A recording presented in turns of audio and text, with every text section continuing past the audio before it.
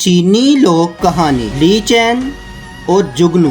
چین شاہی خاندان کے زمانے میں ایک بہت مشہور عالم گزرا ہے۔ اسے بچپن ہی سے پڑھنے لکھنے کا بڑا شوق تھا، مگر پڑھنے کا وقت اسے بڑی مشکل سے ملتا تھا کیونکہ وہ بہت غریب تھا۔ دن بھر اپنے گھر کے کاموں میں اپنے ماں باپ کا ہاتھ بٹاتا تھا اور اکثر رات کو کھانا کھانے کے بعد رات گئے تک پڑھتا رہتا تھا۔ چراغ کے لیے تیل کی ضرورت تھی، بھلا وہ غریب لڑکا تیل کے لیے پیسے کہاں سے لاتا؟ اس لیے مجبور ہو کر اندھیرے کی وجہ سے اسے اپنی پڑھائی بند کرنی پڑی تھی۔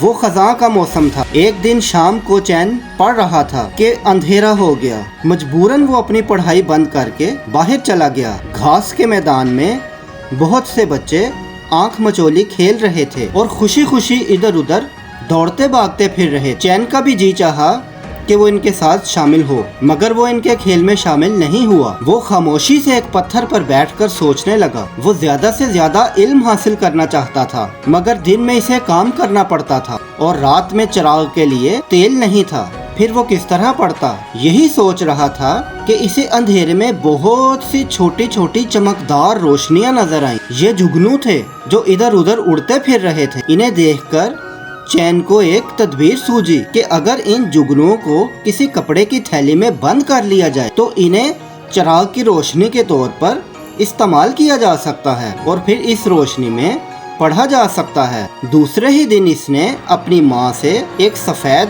سوتی کپڑے کی تھیلی سینے کے لیے کہا۔ اندھیرا ہونے کے بعد وہ گھاس کے میدان میں کھیلنے کے لیے نہیں گیا، بلکہ ان جگنوں کو پکڑنے کے لیے گیا۔